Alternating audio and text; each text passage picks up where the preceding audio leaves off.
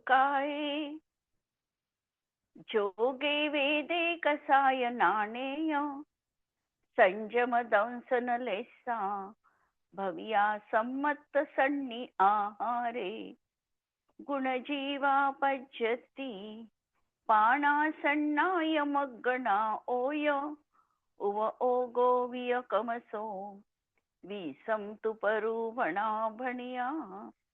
झाणाविय पज्जाविय, जाय कुलकोडी संजुआ सव्वे. गहना दियेण भणिया, कमेन 24 ठाणानी. अंतिम शासननायक 1008 भगवान महावीर स्वामी की जय. द्वादशांगो श्रुतदेवी की जय. स्वाध्याय कक्ष संपेपर्यंत आपणा सर्वांना चतुर्विध आहाराचा त्याग असणार आहे. 24 ठाण चर्चा आपण बघतो आहे आणि या चर्चा अंतर्गत शुक्ल ध्यानाचं आमचं प्रकरण सुरू आहे. शुक्ल ध्यानाचा पहिला भेद आहे पृथक्त्व, वितर्क, विचार नावाचं शुक्ल ध्यान. पृथक्त्व वेगवेगळेपणा, नंतर वितर्क श्रुतज्ञानाचे विकल्प आणि विचार अर्थ, व्यंजन आणि योग यांची संक्रांती. अशा तऱ्हेने हे 3 शब्द मिळून पहिलं ध्यान बनलेलं आहे. यामध्ये जे श्रेणी आरोहण करणारे मुनिराज असतात यांच्या जीवनामध्ये अशा प्रकारे उपयोग जरी आत्मतत्वावर केंद्रित झालेला आहे तरी पदार्थावरून दुसऱ्या पदार्थावर, शब्दावरून दुसऱ्या शब्दांवर किंवा योगाच्या माध्यमातून पलटणी, मनोयोग, वचनयोग, काययोग अशा प्रकारे पलटणी त्या ठिकाणी असू शकते. असं त्यांचं ते ध्यान आहे. हे पहिलं शुक्ल ध्यान म्हटल्या जातं. या ठिकाणी मुनी जे असतात हे साक्षात शुद्धोपयोगात असतात. शुद्धोपयोगात असतात याचा अर्थ आत्मतत्वाकडे उपयोगाची एकाग्रता झालेली आहे. कर्माचा उदय, संज्वलन कषायाचा उदय यथासंभव ज्या गुणस्थानात ज्या पद्धतीने असेल तशा पद्धतीने सुरू आहे. तो कर्माचा उदय जो 10व्या गुणस्थान पर्यंत जीवाच्या कर्मबंधाचं कारण पण बनणार आहे. कर्मामध्ये ही सगळी प्रक्रिया ठरल्याप्रमाणे त्याचा जसा नियम आहे कर्माचा त्या नियमानुसार होणार आहे. जीवाचे भाव संज्वलन क्रोधाचे झाले, 3ही याच्यामध्ये म्हणजे 4ही संज्वलनात नो कषायात कर्म, त्याची विभागणी त्या सगळ्या पद्धतीने तसंच्या तसं होणार आहे. 9व्या गुणस्थानापर्यंत ही प्रक्रिया सुरूच राहणार आहे. 10व्या गुणस्थानात सूक्ष्म लोभाचा उदय सुरू झाला. म्हणजे संज्वलनच्या लोभ कषायाचा अत्यंत सूक्ष्म उदय आहे 10व्या गुणस्थानात. 10व्या गुणस्थानातला सूक्ष्म लोभ मात्र आता मोहनीय कर्म बांधू शकत नाही. म्हणजे आता कषायांपासून, बंधापासून सुटका झाली. 10व्या गुणस्थानात मोहनीय कर्माचा बंध नाही. न चारित्र मोहनीयाचा आहे न दर्शन मोहनीयाचा. दर्शन मोहनीयाचा तसाही बंध फक्त पहिल्याच गुणस्थानात आहे. बाकीच्या कोणत्याच गुणस्थानात दर्शन मोहनीयाचा बंध नाही. चारित्र मोहनीयाचा बंध 10व्या गुणस्थानापर्यंत, चारित्र मोहनीयाचा उदय 10व्यापर्यंत, पण 10व्यात बंध नाही. परत लक्षात घ्या, बंध नाही आहे 10व्यामध्ये, उदय आहे पण बंध नाही. अशा प्रकारचा इथे पर्यायीमध्ये लोभरूप परिणाम होतो आहे. उपयोग आत्मतत्वावर एकाग्र झालेला आहे. हा आता 10व्या गुणस्थानाचा सूक्ष्म लोभ मोहनीय कर्माला बांधायला समर्थ नाही. इथे मोहनीय कर्माचा बंध रुकला आहे आणि एक तर ते 11व्या गुणस्थानात पोहोचतील किंवा 12व्या गुणस्थानात पोहोचतील. असे हे जे मुनिराज आहे त्यांना 9व्या, 10व्या किंवा 14व्या पूर्वापर्यंतच ज्ञान असावं लागतं, तरच ते श्रेणी चढण्याच्या योग्यतेचे आहे. म्हणजे त्यांच्या ज्ञानावरण कर्माचा क्षयोक्षम श्रेणी आरोहण करताना एवढ्या विस्तृत प्रमाणात वाढलेला आहे, हे या ठिकाणी लक्षात घ्यायचं. अशा तऱ्हेचं पृथक्त्व वितर्क विचार. आता या अनुषंगाने माझा प्रश्न असा असणार आहे की शिवभूती मुनी होते, माहिती आपल्याला, तुषमाश भिन्न, की ज्यांना नमोकार मंत्रही पाठ होत नव्हता, असे हे अत्यंत ज्ञानावरण कर्माचा क्षयोक्षम अत्यल्प असणारे मुनिराज. त्यांनी पण त्याच भवामध्ये श्रेणी आरोहण करून मोक्षाची प्राप्ती केली. नियम आमचा हा आहे की शुक्ले चाद्ये पूर्वविदः. मग त्या शिवभूती मुनिराजांना शपक श्रेणीमध्ये कसं काय त्यांनी आरोहण केलं? प्रश्न आलाय लक्षात? डिटेलमध्ये सांगितलं की त्यांना नमोकार मंत्राचंही पठण पाठण होत नव्हतं. आचार्यांनी त्याला 2 शब्द दिले होते, मातुष आणि मारुष, पण हेही शब्द त्यांना आठवत नव्हते. मातुष आणि मारुष म्हणजे तुष्ट होऊ नको, राग करू नको आणि द्वेष करू नको, असे ते 2 शब्द होते त्यांना, पण तेही त्यांच्या स्मरणात राहत नव्हते. आणि एक दिवस अचानक त्यांना म्हणजे ज्ञानाची प्राप्ती झाली, श्रेणी आरोहण केले आणि केवल ज्ञानी बनले. आमचा नियम अपवाद आहे का नियमाला या? हा प्रश्न आहे. भावश्रुताच्या माध्यमातून त्यांनी हे प्राप्त केलं, म्हणजे श्रेणी आरोहण केली. श्रेणी आरोहण केलं भावश्रुताच्या माध्यमातून. आणि श्रेणीमध्ये ज्या वेळेला आता अप्रमत्त दशा झाली त्यांची, त्यावेळेला आपोआपच ज्ञानावरण कर्माचा क्षयोक्षम पण वाढला. कोणत्याही तऱ्हेची गरज नाही. ती परिणामांची विशुद्धता ही त्यांच्या त्या ठिकाणी तेवढ्या पूर्वविदांचं ज्ञान होण्याच्या क्षयोक्षमासाठी निमित्त कारण बनले, असंही आम्ही त्या ठिकाणी म्हणू शकतो. म्हणून हेही लक्षात ठेवायचं, भावश्रुत ज्ञान तर आहेच, कारण सम्यक्त्वाची त्यांना प्राप्ती होती, त्या बलावरच महाराजांनी त्यांना दीक्षा पण दिलेली होती, कारण निमित्त ज्ञान त्यांना होतं, हे तर आहेच. पण जसं श्रेणी आरोहण केली, कोणत्याही तऱ्हेच्या ग्रंथाचं पठण पाठण न करता विशुद्धतेच्या माध्यमातून ज्ञानावरण कर्माचा क्षयोक्षम वाढला.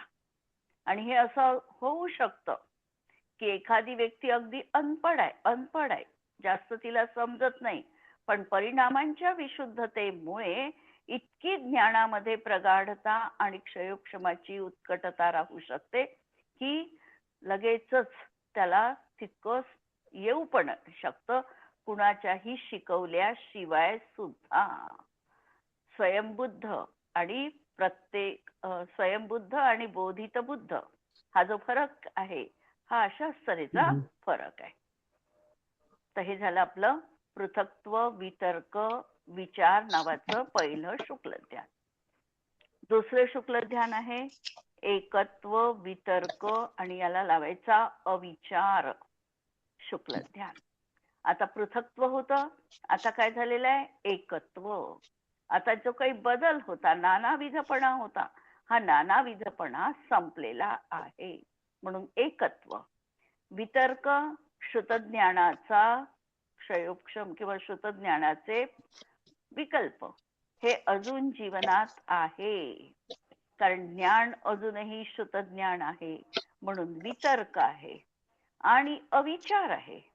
अविचार आहे याचा अर्थ आता अर्थ, व्यंजन आणि योग यांची संक्रांती नाही. जो काही एकत्व वितर्क अविचाराचा ध्यानाचा काल आहे, या काळामध्ये उपयोगाचा एकाच अर्थावर, अर्थाचं चिंतन असेल तर अर्थावर, एकाच पदावर अशा प्रकारे स्थिर झालेला आहे. पलटणी नाही, बदल नाही. अंतर्मुहूर्तपर्यंत एकाग्र चित्तानी आता ध्यानाची उत्कटता त्यांच्या जीवनात आलेली आहे. असं हे एकत्व वितर्क अविचार नावाचं दुसरं शुक्ल ध्यान. या शुक्ल ध्यानाचे स्वामी कोण आहे? कुणाला हे शुक्ल ध्यान होऊ शकतं एकत्व वितर्क?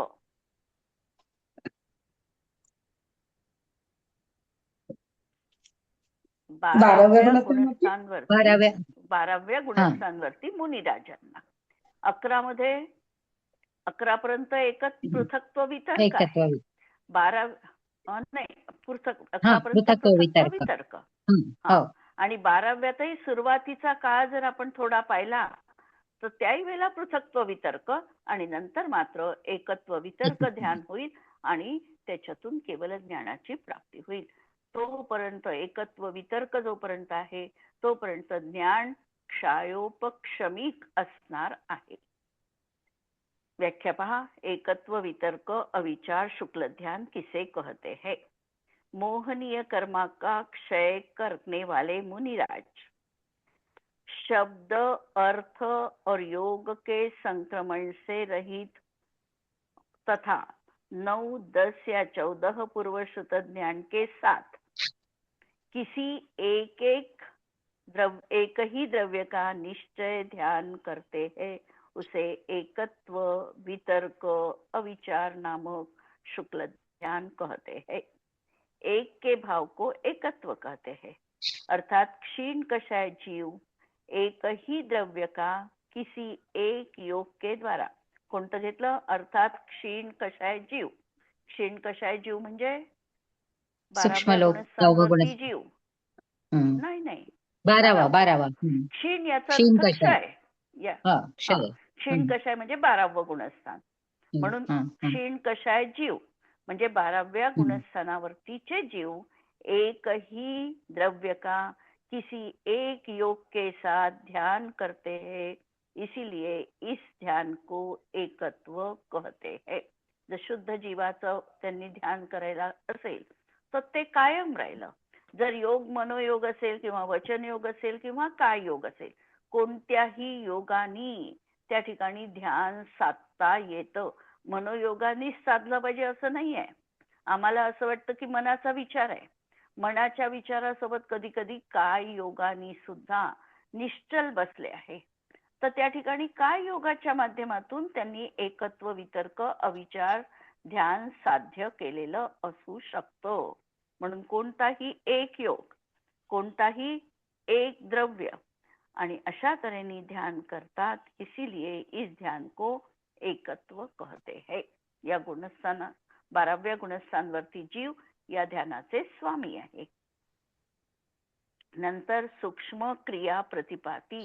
याच्यात जसं आता आपण दशपुर्वीनम 14 पुर्वीनम असं घेतो, त्याच्यात मग 9 पूर्वांचं ज्यांना ज्ञान आहे तर ते नाही घेतलंय ना त्या 64 वृद्धीमध्ये.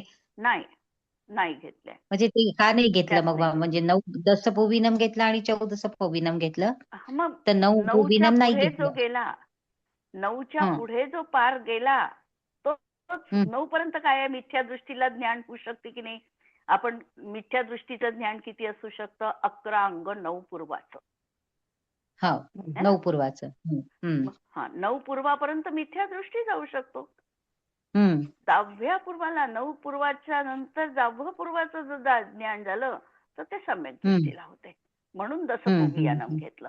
9 पूर्वापर्यंतच गरजच नाही आहे, है ना?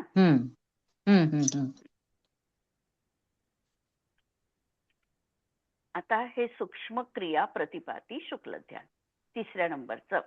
आता याच्यामध्ये काय केलंय? क्रिया त्यांनी सूक्ष्म केलेली आहे. हे ध्यान कोणाला होणार आहे? 13व्या गुणस्थान. 13व्या गुणस्थान. अजूनही विशेष 13व्या गुणस्थानातही कुणाला? जे म्हणजे त्यांनी हे करत आहे समुद्घाताच्या वेळी होईल. समुद्घाताच्या नंतरच आहे.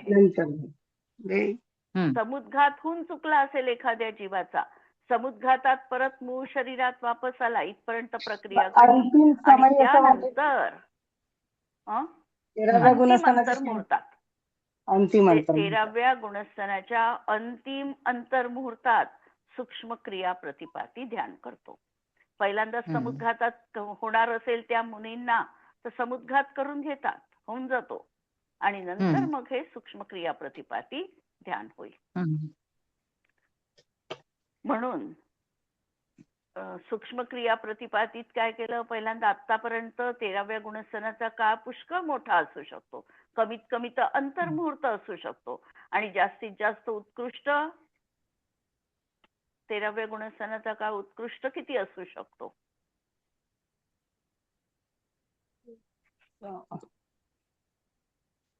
एक एक लाख कोटी एक पूर्व कोटी पूर्वाला 8 वर्ष 8 अंतर्मुहूर्त वर्ष वर्ष कमी. 8 वर्ष कमी. कारण काय आहे 8व्या वर्षी जर एखाद्या व्यक्तीला मुनींना केवल ज्ञान झालं तर 1 कोटीचं आयुष्य घेऊन आलेले आहे. 1 कोटी आयुष्य पर्यंत त्यांचा 13व्या गुणस्थानाचा काळ असू शकतो. आणि परत लक्षात घेण्यासारखी आपल्याला कधी कधी रिअलाइज नाही होत ही गोष्ट, कारण एवढा काळपर्यंत कवलाहाराशिवाय त्यांचं शरीर टिकतं आहे ना. विशेषतः आपल्याला ते रिअलाइज नाही होत कधी कधी, पण त्याच्यावर आम्ही फोकस केला की पहा केवल ज्ञान झाल्यानंतर कवलाहार कुणालाच नाही आहे आणि एवढे कोटीपूर्वाचं आयुष्य आहे. 8 वर्षाचा काळ फक्त गेला आणि तरीही त्यांचं शरीर 1 कोटीपूर्व बरोबर टिकलेलं आहे. असं हे 13व्या गुणस्थानाचं शेवटचा अंतर्मुहूर्त राहिलाय आता. आणि त्यावेळेला हे काय करतात, मनोयोग, वचनयोग आणि काययोग या तिन्हीला सूक्ष्म सूक्ष्म करण्याची प्रक्रिया करतो. जो बादर मनोयोग असतो, हा बादर मनोयोग एकाचं अवलंबन घेतलं जातं कोणत्या तरी एका योगाचं आणि त्या योगाच्या माध्यमातून 9 प्रक्रियांच्या माध्यमातून सूक्ष्म काय योगापर्यंत ते येतात. सूक्ष्म करता करता पहिल्यांदा मनोयोग, वचनयोग यांचा निरोध करत करत, बादर काय योगाचा निरोध करत सूक्ष्म काय योगामध्ये ते स्थित होतात. ही त्यांची जी ध्यान प्रक्रिया आहे, या प्रक्रियेला म्हणायचं सूक्ष्म क्रिया प्रतिपाती. आणि त्या दिवशी प्रतिपातीचा सांगितला होता. प्रतिपाती म्हणजे सूक्ष्म क्रिया अप्रतिपाती, नष्ट अप्रतिपाती हा शब्द आहे तिथे मुळात. सूक्ष्म आणि प्रतिपाती याची संधी होऊन सूक्ष्म क्रिया प्रतिपाती अशी ही संधी झालेली है. जिस समय सहयोगी केवली भगवान अत्यंत सूक्ष्म काय योग में निश्चल विराजमान होते हैं, उस समय उनके निश्चल होने को उपचार से ध्यान कहते हैं. यह तीसरा सूक्ष्म क्रिया प्रतिपाती नाम का शुक्ल ध्यान है. सूक्ष्म क्रिया होकर भी जो अप्रतिपाती होता है वह सूक्ष्म क्रिया प्रतिपाती कहलाता है. जिसमें क्रिया अर्थात योग सूक्ष्म होता है. जसं एखादं चक्र उदाहरण दिलेच आहे है ना. व्यपगत लेपालांबुव तेरंड बीजवत अग्निशिखावश्च, तशा प्रकारचं चक्राला जोपर्यंत गती आहे तोपर्यंत चक्र फिरणार आहे आणि चक्राला गती बंद केल्याबरोबर, गती देणं बंद केल्याबरोबर चक्र हळूहळू हळूहळू स्थिर होणार आहे. त्याप्रमाणे आता योग संपणार आहे. म्हणजे जे परिस्पंदन होतं हे परिस्पंदन आता कमी कमी कमी कमी होत नष्ट होणार आहे अयोगीमध्ये. तर अयोगीमध्ये नष्ट होण्याच्या आधी काय होणार आहे, त्या योगाची गती कमी होणार आहे. ते हळूहळू हळूहळू त्याची गती कमी करत करत सूक्ष्म अशा प्रकारची गती म्हणून सूक्ष्म क्रिया त्या ठिकाणी सुरू झालेली आहे. म्हणून जिनकी क्रिया म्हणजे परिस्पंदन, क्रिया याचा अर्थ या ठिकाणी परिस्पंदन, हे परिस्पंदन आता पूर्णतः थांबणार आहे. पण थांबण्याच्या आधी प्रक्रिया काय होणार आहे, जसा आम्ही पंखा लावला, पंखा फास्ट मध्ये फिरतो आहे आणि पंख्याचं बटन बंद केलं, बटन बंद केल्याबरोबर पंखा स्टॉप झाला का? नाही झाला. जसा तो काही वेळपर्यंत फिरत फिरत फिरत फिरत हळूहळू थांबणार आहे. याप्रमाणे हा जो आतापर्यंतचा परिस्पंदन होता आणि कधीपासून परिस्पंदन सुरू होतं जीवाचं? Non stop अनादिकालापासून. 13व्या गुणस्थानाच्या या घटकेपर्यंत परिस्पंदन रुकलं नव्हतं, योग रुकला नव्हता. हे परिस्पंदन सतत सतत सुरूच आहे. तर ते परिस्पंदन आता थांबणार आहे. थांबताना हळूहळू गती कमी करत करतच ते थांबणार आहे.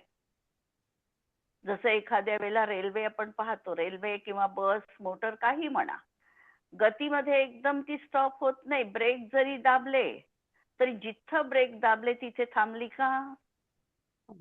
त्याच्या 4 अंगुल समोर जाऊनच थांबते ती, थांबली तरी. म्हणजे जितका वेग जास्त असेल तितकी समोर जाईल. अशी जशी प्रक्रिया आहे त्याप्रमाणे हा जीव पण अनादी कालापासून क्रियेमध्ये म्हणजे परिस्पंदामध्ये आहे. हा परिस्पंद रोखण्यासाठी त्याला ही योगाची प्रक्रिया करून योगाला हळूहळू हळूहळू सूक्ष्म करावं लागतं. याचं नाव आहे सूक्ष्म क्रिया. म्हणून जिसमें क्रिया अर्थात योग सूक्ष्म होता है वह सूक्ष्म क्रिया कहलाता है. आणि अप्रतिपाती क्रिया जिसके कशी आहे आता? पतनशील आहे. नाही ते वह प्रतिपादित प्रतिपाती न हो, हा न हो, वह न प्रतिपाती हो. कहलाता है. पतनशील आहे त्याला प्रतिपाती म्हणायचं. आणि इसका प्रतिपक्षी जिसकी क्रिया पतनशील न हो वह अप्रतिपाती है. आता 14वं विपरीत क्रिया निवृत्ती किंवा निवर्तिनी शुक्ल ध्यान. विपरीत क्रिया निवर्तिनी याचा अर्थ काय लावाल? आता क्रियेपासून संपूर्णतः निवृत्ती झालेली आहे, तो वर उठलेला आहे, अशा प्रकारची जी आता अयोग दशा आहे की याच्यामध्ये आता परिस्पंद नाही, ती झाली विपरीत क्रिया निवर्तिनी. जैसे हम ध्यान को इस ध्यान का कहते हैं, अयोग केवली भगवान क्रिया रहित होकर और योग रहित होकर. आता क्रिया पण संपलेली आहे संपूर्णतः आणि योगाचं परिस्पंदन पण संपलेलं आहे. जिस ध्यान से मोक्ष पद प्राप्त करते हैं उसे विपरीत क्रिया निवर्तिनी नामक शुक्ल ध्यान कहते हैं. इस ध्यान में योग नष्ट हो चुका है. कारण आता योग नष्ट झाला. योग कोणत्या कर्माच्या उदयात होता? योग औदैकी नामकर्म. भाव आहे. नामकर्माच्या उदयात, शरीर नामकर्माच्या उदयात हा योग होता आणि हा योग आता पूर्णतः नष्ट झालेला आहे. इसीलिए आत्म प्रदेश परिस्पंद रूप सत्व सब क्रियाएं विच्छिन्न हो जाने पर यह समुच्छिन्न क्रिया कहलाता है. साथ ही यह अप्रतिपाती होता है, अतः यह ध्यान सार्थक नाम वाला है. जिसकी क्रिया यानी योग सम्यक प्रकार से उच्छिन्न हो गई है वह समुच्छिन्न क्रिया है. इस श्रुत ज्ञान से रहित होने के कारण अवितर्क है. आता हा कसा आहे? अवितर्क आहे. 13व्या मध्ये देखील सूक्ष्म क्रिया प्रतिपाती जे आहे ते अवितर्क आहे. वितर्क याचा अर्थ श्रुतज्ञानासोबत जे होतं ते. अवितर्क याचा अर्थ श्रुतज्ञान नाही, आता केवल ज्ञान आहे. अशा तऱ्हेने अवितर्क है और जीव प्रदेशों के परिस्पंदन का अभाव होने से अविचार है, या अर्थ व्यंजन योग की संक्रांति का अभाव होने से अविचार है. म्हणून या ठिकाणी विपरीत क्रिया निवर्तिनी एवढं म्हटलं तरीही चालणार आहे. पण त्यासोबत आपल्याला विशेषता पाहायची असेल तर वितर्क नाही, त्या ठिकाणी विचार देखील आता संपलेला आहे. तसाच दुसऱ्याच ध्यानात विचार संपलेला होता पण एका अग्रावर अजूनही केंद्रित होतं. पण या ठिकाणी विचार संपलेला आहे परंतु ज्ञान कसं झालंय? संपूर्ण चराचर सृष्टीला जाणणारं झालेलं आहे. त्या ठिकाणी एकाचं अवलंबन होतं अविचार म्हणत असताना, इथे आता एकाचं नाही, सगळे पदार्थ त्यांच्या ज्ञानाचे विषय बनलेले आहे. इस ध्यान की क्या विशेषता है? यह ध्यान अवितर्क, अविचार, अनिवृत्ती निरुद्ध योग. आता काय झालेलं आहे? अनिवृत्ती निरुद्ध योग. निरुद्ध योग म्हणजे योगाला देखील संपलेलं आहे. आणि अनिवृत्ती म्हणजे जिथे आता भेद काहीही उरलेला नाही. नंतर अनुत्तर. अनुत्तर कशाला म्हणायचं? शेवटचं अनुत्तर आपण म्हणतो अनुत्तर महावीर स्वामी, ज्यांना त्यांच्या कशाचीही नंतर कोणी उपमा नाही देता असं. येत नाही. त्यांच्या मागे त्यांच्या त्याच्या नंतर कोणी उपमा देता येत नाही, कोणाची तुलना जिथं होऊ शकत नाही त्यांना म्हणायचं अनुत्तर.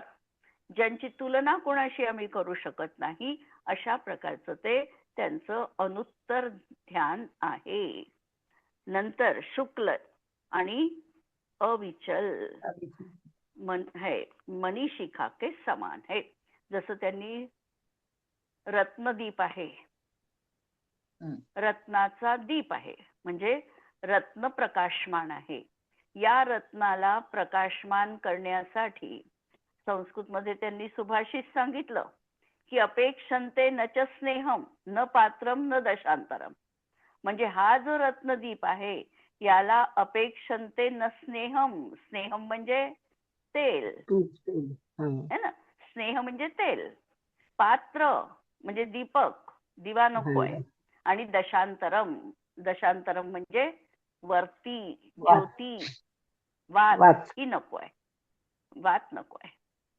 बाकीचे दिवे हवेनी विसतील पण हा रत्नदीप मात्र निष्कंप आहे. अशा प्रकारचं जिथे आता मणिशिखा म्हणजेच रत्नदीपाप्रमाणे ज्या ठिकाणी ध्यान आहे असं हे आता शेवटचं विपरीत क्रिया निवर्तिनी नावाचं शुक्ल ध्यान त्यांना प्राप्त झालेलं आहे. मणिशिखा के समान है. अवितर्क, इस ध्यान से श्रुत का अवलंबन नहीं है अतः अवितर्क है. अविचार, अर्थ व्यंजन योग की संक्रांती भी नहीं है, कारण योगच संपलेला आहे आता, त्याच्यामुळे संक्रांती पण संपलेली आहे आणि पूर्ण ज्ञान झालेलं आहे. म्हणून याला जाणायचं त्याला जाणायचं असा जो क्षयोपक्षमिक ज्ञानामध्ये आम्हाला वाटत राहतं हे त्यांच्या जीवनात आता संपलेलं आहे. असं हे अविचार आहे. आणि अनिवृत्ती निरुद्ध योग, संपूर्ण योगों का योग का भी निरोध हो जाने पर यह अनिवृत्ति निरुद्ध योग है, निरोध योग है. अनुत्तर सभी ज्ञानों से अंतिम है, इससे उत्कृष्ट अब कोई ध्यान नहीं है, इसलिए अनुत्तर है. शुक्ल ध्यान परिपूर्णतया स्वच्छ उज्जवल होने से शुक्ल ध्यान इसका नाम है. आणि अविचल यह मणि के दीपक की शिखा के समान होने से पूर्णतया अविचल है. प्रथम शुक्ल ध्यान में होने वाले कौन कौन से योग तीसरे शुक्ल ध्यान में भी होते हैं. प्रथम शुक्ल ध्यानात होणारे कोणते योग तिसऱ्या शुक्ल ध्यानात आहे. आता पहिल्यांदा पहिल्या पृथक्त्व वितर्क मध्ये किती योग राहतील ते पाहावं लागेल. किती योग राहतील?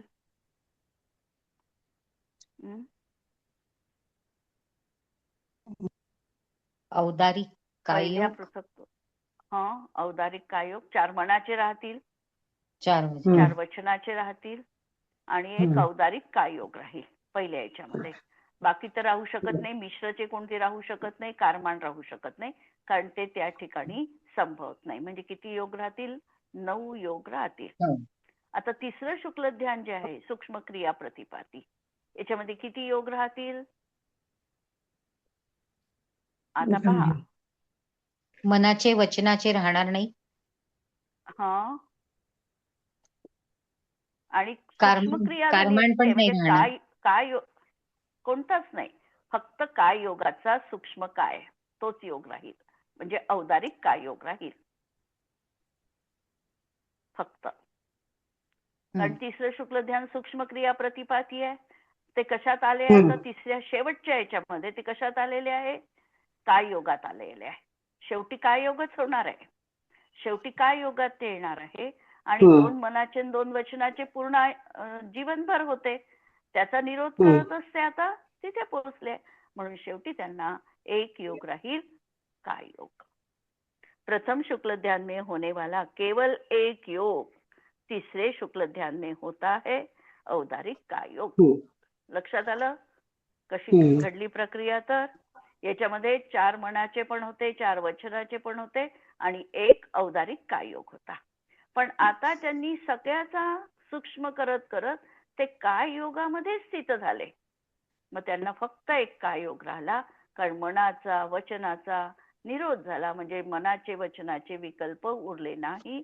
13व्या गुणस्थानात तसाही 2च मनयोग होते, 2च वचन योग होते, है ना. हे पण संपले आणि मिश्रचा प्रश्नच नाही, कारण समुद्घात झाल्यावर हे ध्यान होणार आहे. शुक्ल ध्यान में 11 योग क्यों नहीं कहे है.